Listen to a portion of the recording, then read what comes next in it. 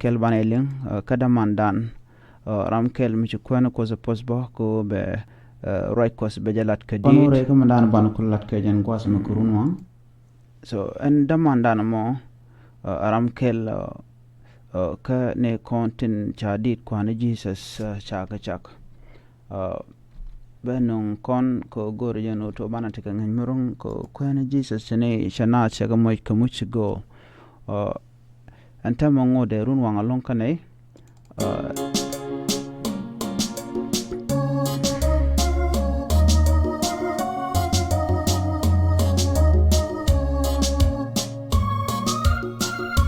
ban ye shuleng bukon kulo karwani konten ban latan wal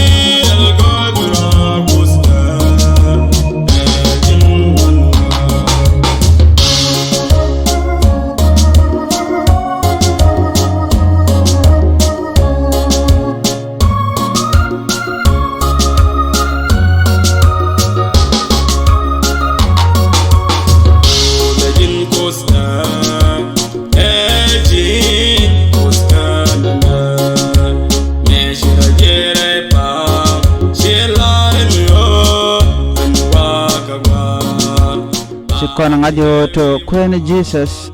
chetidine kana pusha kallat nas kono Jesus rodo jesh ka kuidan ko bana kante ka bana jekka jenandanan gur kono ka kuida ko ngai kono to point dana metale long ni Jesus karwada wachi kono ngadio gwawo tedial teji Jesus kala do to katibombom to chiran ka de long kala ne jenandanan to ngotama gur jo to bana kwene Jesus bana jangas kaloidan kelew ko jendana boss kon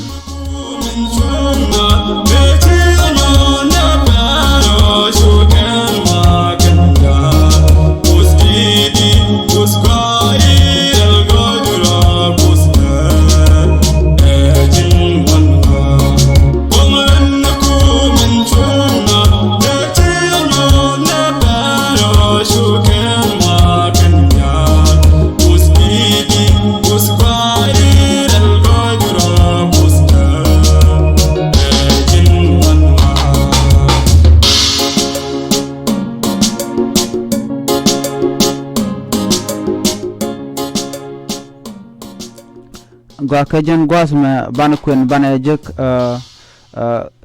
ka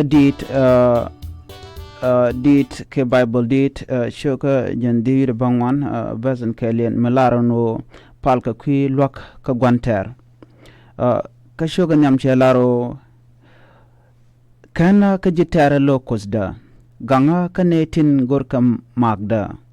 loga ka netin latka hajek ka kana ka kana titi dundo nene be bim kana nagda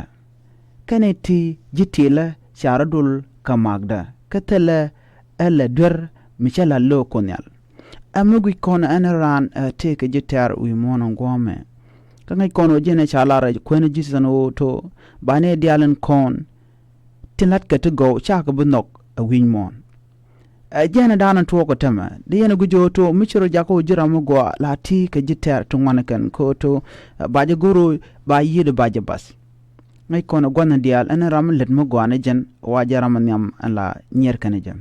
but ci kwenu ko sekulo to pala ko to bitoto ki bishaitan batalwanka ye ajena dini jana tamo wimon ko metokon teka ngede je ti teka bangwang abitene ke jitar ko tele rami de wonya makan ashibita ke jitar shanga kwar nukos point te ke jitar gwade dane te wimon ngai kono to te ci to kaje shana ka ling ka chana ka nenbo rei Bible ko Bible wa chum ka nen ka tin konte yerodian latwi mon anta mangai kona go auto te diala toka tiken ka lone rei te ka dan awa telaran kwana Jesus mibekena shahun ka tin dialan tok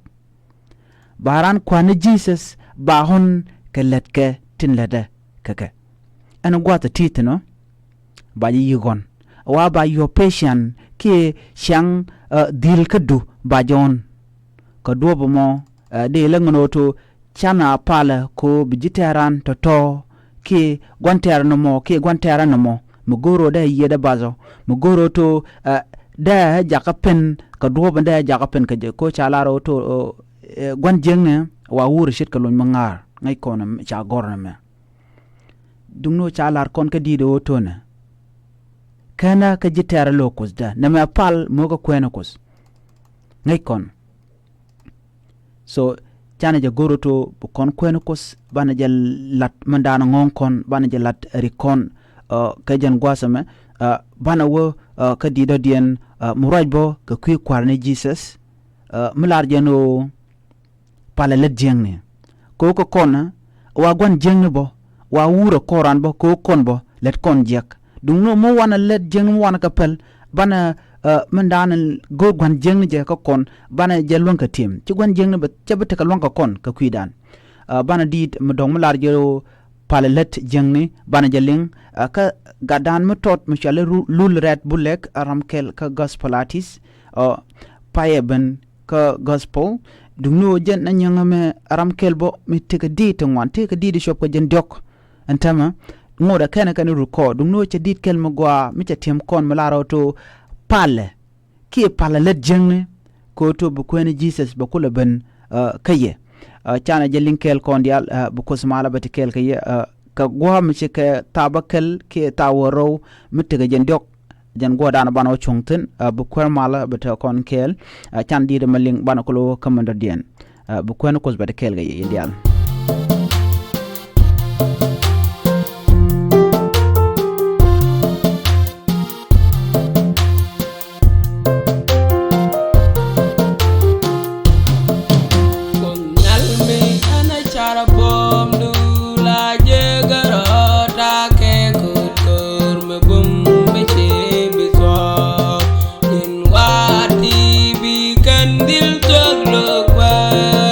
Right,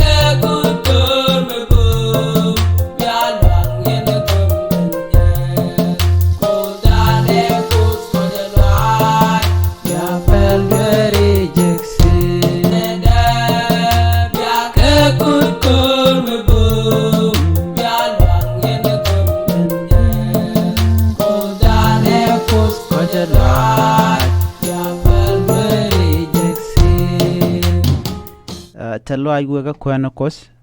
ko chana gwasa ma chana le chop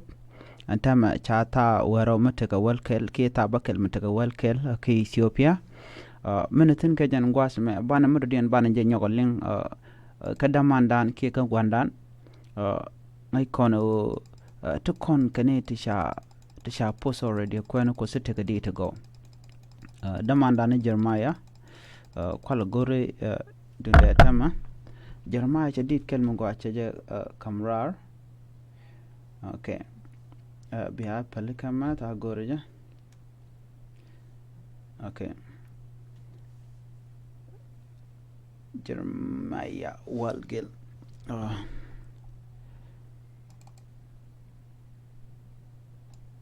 okay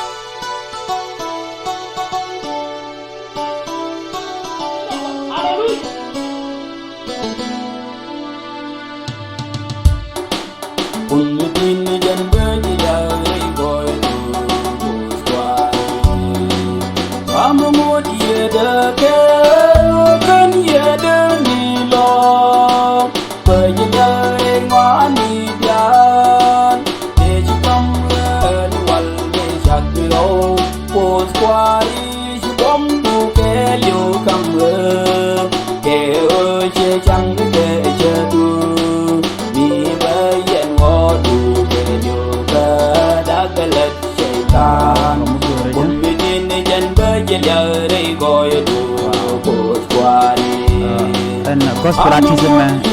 inshallah also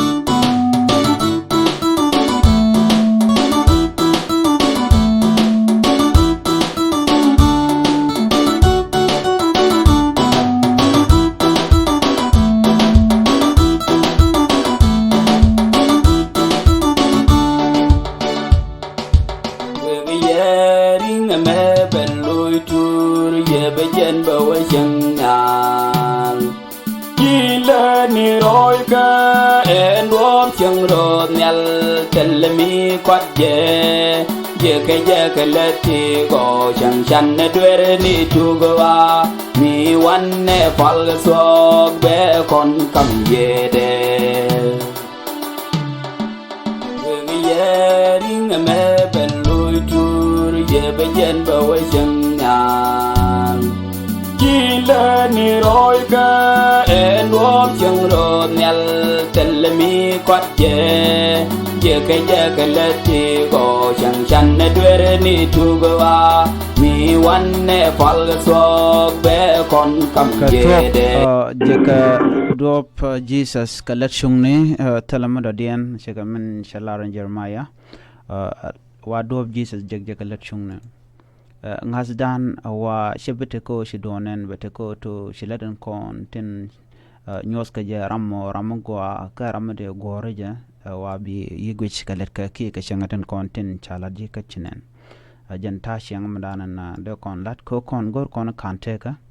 telaram goro to daliu kon dial gor kon man chala second chance ko dene tegarawda dene ejek ka jan gwasama bana din bana len ka pastor Jeremiah ci men chalar manana to gwandan ka damandan ka gadan okay la radio ha kozda indeed okay tija kwana ko salong you know ko to de kwana Jesus da ta kon kel de kwana Jesus da kon lokre te ka dan de kwana Jesus da kon bot de shaitan da nan ka kon de kon ni to go to tell mi je ka me de ka je ka wi mono ngoma ka de shandano de kon lena kwana ko zaka shit kamandanan gor kon diala kwana ko sawane dial no kana dungno walet kwana Jesus wa kan benye kana ko chakalwang wajen ku shaitan korolela moja kelm boput kana edi shit ka to ko to meken shar meken kam kwana Jesus ka duop mudodien de shaitan de je bong pin chan je lingan di de larjo akwara ki akwana Jesus berka ban chuling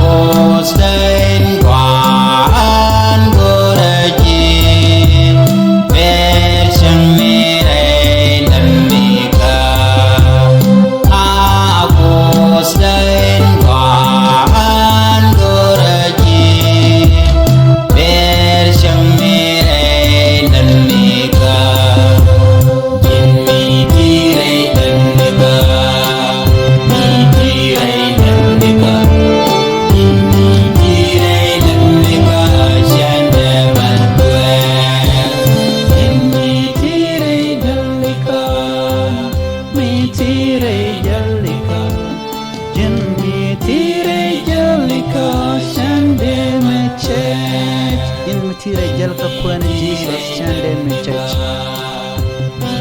amugo along o kwen Jesus mete konke amude kulari go tiya de ka lo tiya de ka go den tere ka mono ngome antama bana dirden bana jeling malalaro jinberkane shagwa ngai kona ka bogombor jinberkane chagwa gwarari loida. Okay, chana chuling kondial bu kwen Jesus be post jenda na gor kono to paske ute kwen Jesus ngai kona long gwarari loida etuni kudangan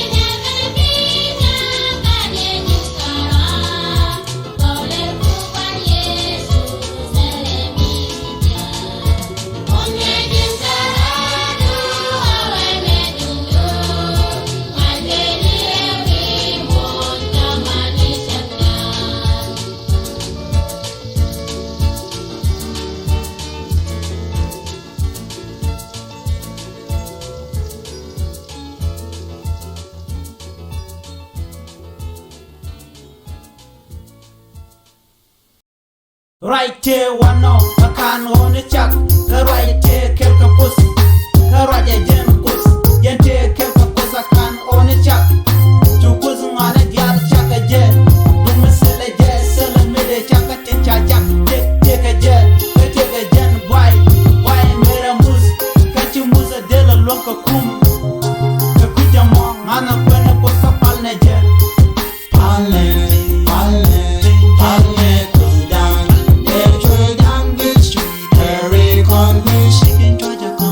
She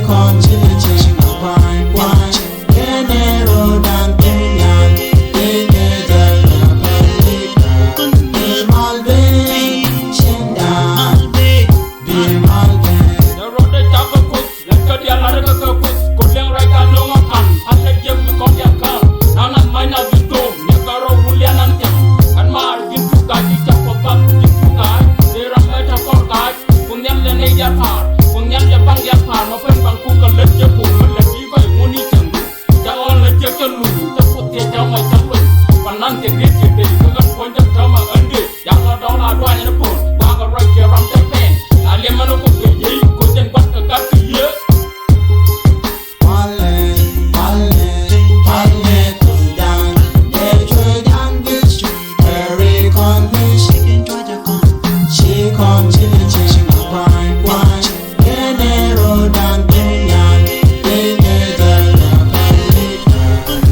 Malben Chendan Be Malben Posteka longa tidial Oh Jesus Tela ramachar magwa let's go I'm a bang bang chiraba bang sala kulma de to bang sala matwo Mila dai ngane to ke jegan teredan Wasakan tere loy dan tala ramachar magwa then I take pijamo pana kwene Jesus yente ka balaka Misal pek bungo nyam kwere no kane dial Chana mene riang boga jidweri yaga jidweri keti wewech janga na manta dobe jaka Gwa chuponja pat cheka gata ngasan Tekaje Amene konba the pana kwene kosa lochi boy they right darling the palaling kwene kos ke kujamo gede rotan kwene kos pana jaka lochi boy Pale kusdan Beshoidan bedagwich kaberi kongwich and kwene Jesus Villaging a kwine Rodan kusdan Gapalika Imalbin Chendan Right here one akano on a shack Shikamai kono shagor ka John Shoka Kelbas Kelmi Shoka Kajan Gwasa me Chatam Dan Chop Tabakel Mutaka 31 Ki Mutaka Jendura Kel Bana Legit Kagwas Shandar Ki Gwas Gano Yo Lukwen Kosmala Betakayan Di Tejo to internet Chagwa Chajala Longa Cat take a delay Mishirano Rajala Muka Bemo no kwena kosa don stili ba beje ka kujimo ko ben yikulano orwani ka fifani Jesus mente teno dena right ko dena jalinga mise ka was like morning ki ka was yang adan ka was ndar was the chero je ka time ke dia na right ko salat ke jabo ko shawo ko Jesus pana de fine work dan ke Shima gig loy dan kushamo jen gora bala name ron tini daro mi jendaro mu goro to de randaro da ber ko tek la gan ni tek dum gere je gere ke Jesus tek dum gere je jang ko sko to ba bere loy tek dum gere je goro to binaz bu la bay kos do kos ko jen dan ni tek dum gere je tan tel kan mir ko bo woni amre tek dum gere je goro no to bangan kwene Jesus ko be tek rawda bi je tek dum gere je goro no bi bible bi ja kwene ka gwada ndan ati min ci jin Jesus ke mital meladi bi goro to bi roino kos bi ke cake mi gor jo to be kwene ko dum bere lo aydu o wa non ne dial goro to wa chalar bo Jesus to no gonter chikka man ko rodo no gori bo no mo bana jala led bo ko sa kel mi di long ray te ka dan ko to bana kan te bana je wa kan te ka je ka do kel kan tege jegje ka tubti gol chang ngai kono to win mon tama tege to mon lat ko rodien ten te da kana ban gorbo to de kon tu gwan den de la let shikamanda no gor ko na kos go na kel ka roda ka kon kos mangora o jin no grada den len rad den ka do okay mi shi ku yu mon ta wa korana en nobdu ka rada den la korona mi ku jente en ran le den roda ka en ran te go da rada den da nen ko si ke da mu gwa da lo ngala ban manga jelan la te ga me chawo mi cha de da chira ci denen wa ci tung li wi mon wa te ga go ra tama te ga rawde mara den gugu te ga rawde to go ra ngo je te bu na mi ko je wa ci je ba te ga me cha la ban ko na ken ban ko ci ban pos ban ko za o jin bate ka lette bilat te bi pos ban ko bi kula jaga kan le da kono gol ko ne jise du no men chana lat ni mandan ke di chuka choka cha chore ya ban pin no chalar dia ya choka jindi bangwan chalaro pala ka pi lok ka gwanter o jin ko biro ko wo ka chang je ga mo walam no ko lam no jalere teslo ke be pal ke be lek wal yak du ko za shi to be nyos nat bada kam du yandaro shi me chalaro to gagdu lo ka palya ko jin be mandana gori ke mun gora be ko la let tega men tama shi tego bante ka kwak shi tego to banariang eteko deran kan tega de jek mi sharu teko to briang bi jek ka de je shikon met ngaje je to ci ko ko zalar ka jen se zo jene garan be me de bejek en mi she les de che kon gis kam shi les du mi shi gis bi mes ko le jek di be goro to eko mi la pal ni siang to bukos be mo karyang no wa pal kon ko pal poin pal kon pal poin je o to ban mo gwana jen ban lada ko kon kanteka merode banaje ka kanteka merode kwala jegde kanteka merode jegje ka let goy ka tok de yes de ne ryang ba ryang du abe ka do mo gwa ryang du ba ben ko wo ledi mi shi leda changa ko ni Jesus telmo de gwa ka ji ko chalar di wa jijjeng ne kan ji chungni wa tiken yam kwane Jesus wa changa changte no to bangak benak wa kam ko en ko zeje ko dia wa shaitan te ka lwangan tema wi monda na me lwang shaitan o de point dana me de jabat but jen tele je lwang ko to be te dan be janang ke jen gwasam be ko en Jesus be te kel ka ye bane jowling ka melody de jok antema chawo ka tabakal mutijen de diech ban me larje to micha kede demanda numus sa bebe shwara dier bana jeling ko to bitindial kon bana kula gak ya taga mal bu ko ni jis te kede yal ko to sha nga chano bana ko te kede bana je ko bobu bana ya taga mal chwara dier ke tingore ke mi bia cham ke mi bia ma chidini ngeskete chidini bika poinu gwajedi nya chicken piece ke chikener mis kunyal ke chenke sa go mi yenge wana go ni sia kos ke ne chunke ba wa gya tingo yene ka gos kamye nya de se be kamye gore de bia de dwange zi belebie Rami say come kege, du aje kebe kambie, gore je biaje, du anezi belebie. Rami say come kege.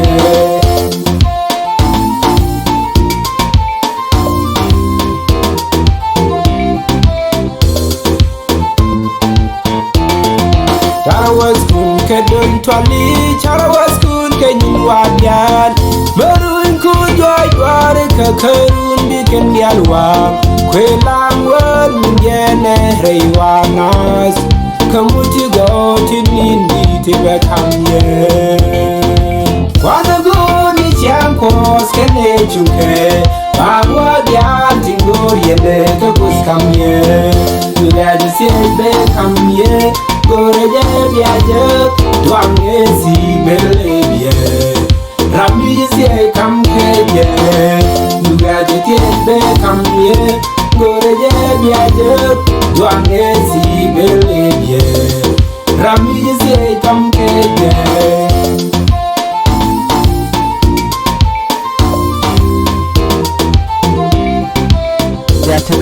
biata kamal banle je ka was be bana bo kwene Jesus bataka yakel ko sha tam sha ja kan tien ka YouTube channel ka Nuer Online chi lwangda lwang kwana Jesus an me na me ta loida da wo kan yalanta ka Western world East Africa ki Africa ki Western world especially Australia kana America Europe ko neto mitele ya tala modero da la kane goman bi mondo di internet na so bu post kel kaya be yo boss relana kun be mo ka pal point ko bi mo gwana jan bien la ngada ja 100% auto yenda jan mo gwana jan long ko nete let ka queen na te dir ka queen ne ken mo yana yo le jan mutidial tek da te kaya jan auto ci kono ko selet ko to biya ne kun biya gale ka ko do badana ci agor gaja